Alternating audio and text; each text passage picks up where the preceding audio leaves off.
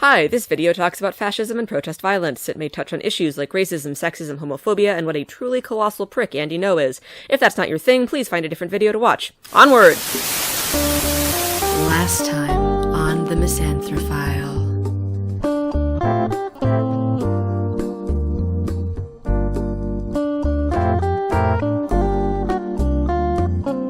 And now, part 3. Make love to the camera. Part 7. The camera is your friend. We cannot win the information war without cameras. Full stop. Go obtain a camera right now. If you take nothing else from this series of videos, please accept cameras into your heart. Quick story. Here's a clip from my last video. When the Black Bloc shows up to a pride event or stands guard at a protest, that's community defense and it's important work. For this section, I wanted 2 pictures. A picture of the Black Bloc at a pride event, and a picture of the Black Bloc at a generic left-wing protest. 2 goddamn pictures, that's all I wanted, and after hours of searching Google, I came up with 0. Now look, I've been to pride events, I've been to left-wing protests, I know the Black Bloc does protection for those things because I've seen them do it. And yet, there are 0 pictures on the internet that I could find. It's possible that my Googling skills are at fault here, but I have an entire folder of pictures I found of the Black Bloc punching people, just a cornucopia of footage. My cup runneth over. And this is a completely unsurprising state of affairs when you think about it, because Antifa generally, and the Black Bloc especially, does not want to be photographed. And their reasons for this are as simple as they are sound. We don't want to get doxxed, and we don't want to be arrested. Historically, the United States prosecutes leftists for defensive actions while giving the far right a free pass. No face, no case. Therefore, no cameras. That's a very real concern. A very serious trade-off. A couple of things, though. This photography ban doesn't prevent photographs of Antifa at all. Exhibit A, that rapid-fire slideshow from like a minute ago. Here are a few more unflattering pictures I found by Googling for 10 minutes.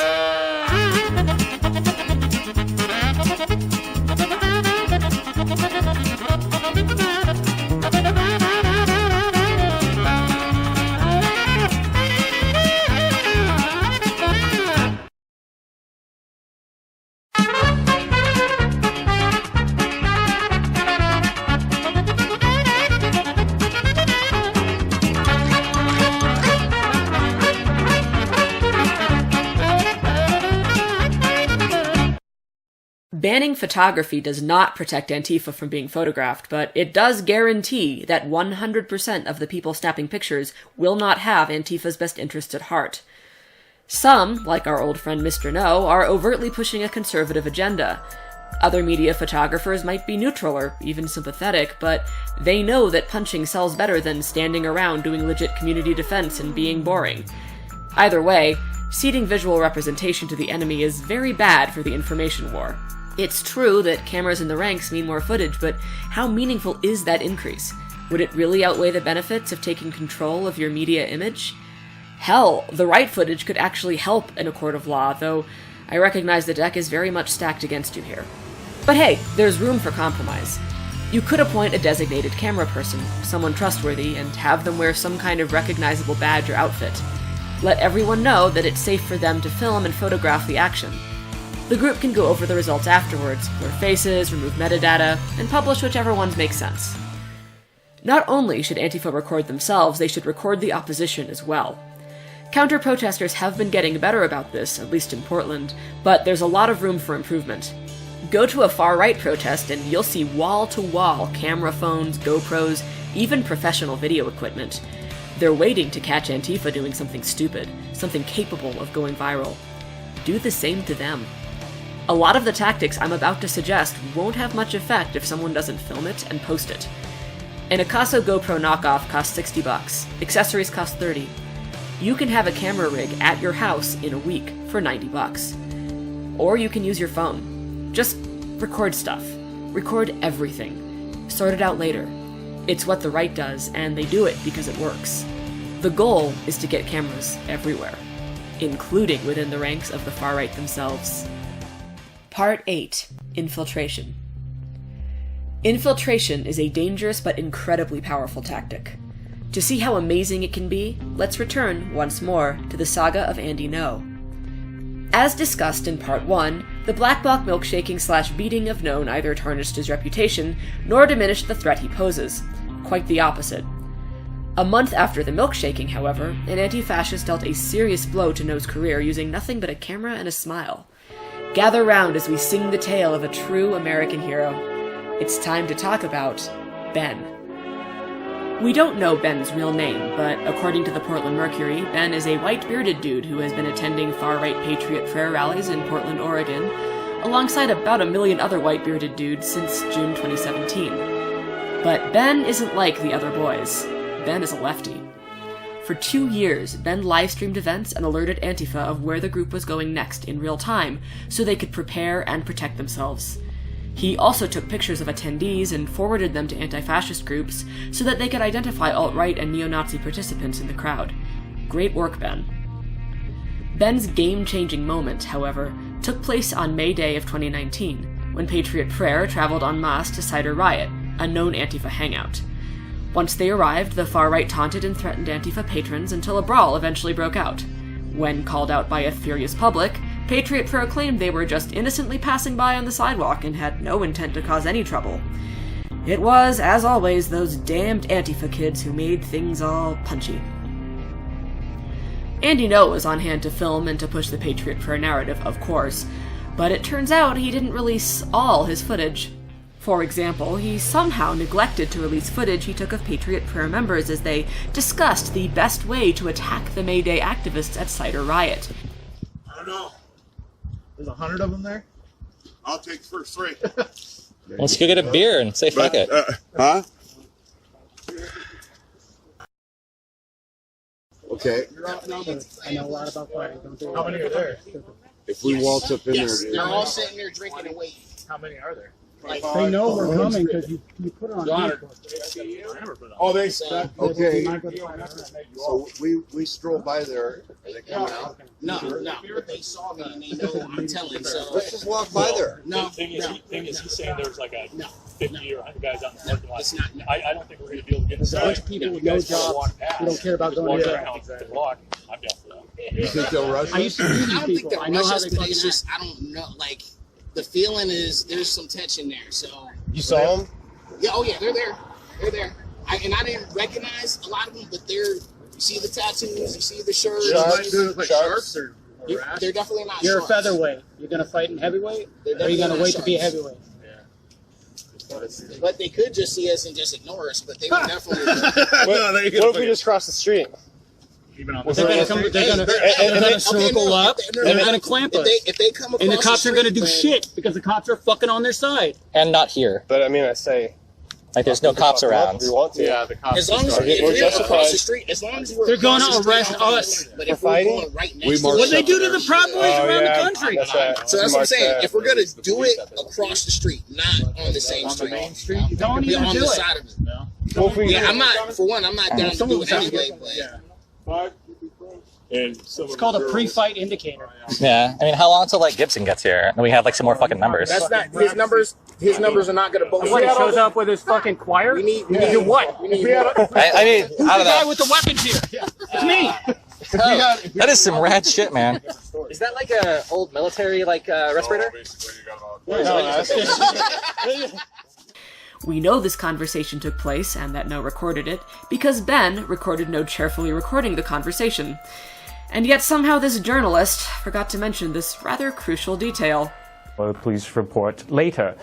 Later on that day, there was a brawl/riot outside the Cider Riot bar in Portland, and it was there that I was singled out and targeted by a masked individual who sprayed me nearly point blank in the face with bear mace and blinded me. Fortunately, a woman who I have no idea who she is, but she led me across the street because I could not see. And I was only there as a journalist, and I was harassed and attacked all day. And when the riot happened, the police were nowhere in sight. It's disgusting. I was only there as a journalist. This visual proof of No's bias discredited him in the eyes of the public, and exposed him for the partisan hack he truly is. Quillette quietly removed his name from their masthead. He no longer works as an editor for this publication. These days, he's an editor-at-large for the Post-Millennial, a sort of third-string Canadian Breitbart. Ben's expose set No's career back significantly, and seriously undermined his credibility in a way that milkshakings and beatings never could. At this point, few people could honestly describe No as simply a journalist. And Ben's infiltration did more than relegate No to the far-right swamp.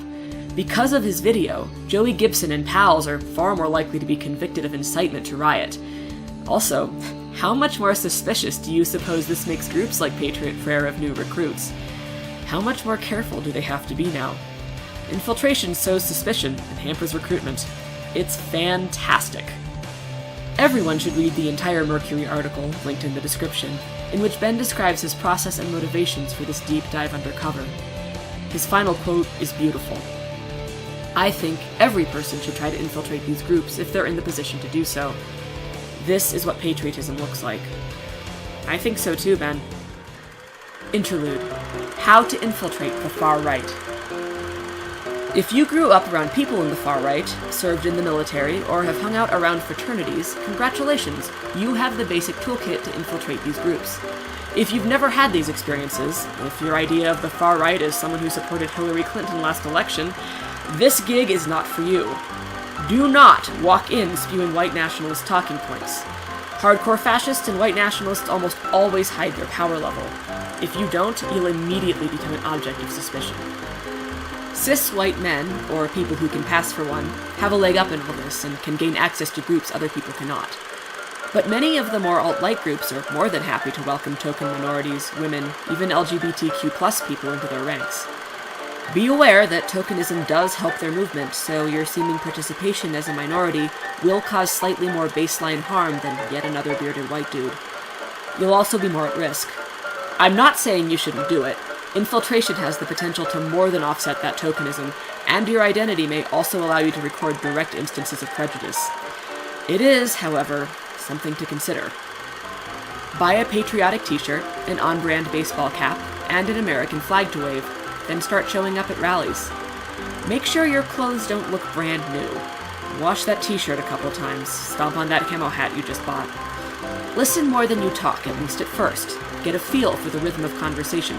Don't charge in and start interrogating people. Don't make it weird. Make jokes about attack helicopters and soy. Talk about free speech. Be generically, low-level helpful. Laugh when the group taunts Antifa. Record everything. If someone asks why, tell them you want video evidence in case Antifa assaults you. Meanwhile, get in contact with your local anti-fascists if you aren't already. See what kind of information they need and provide it if you can. If you decide to infiltrate, be aware that the far right is actually pretty nice to people they consider friends. They'll probably be nice to you, and you'll probably end up liking some of them on a personal level.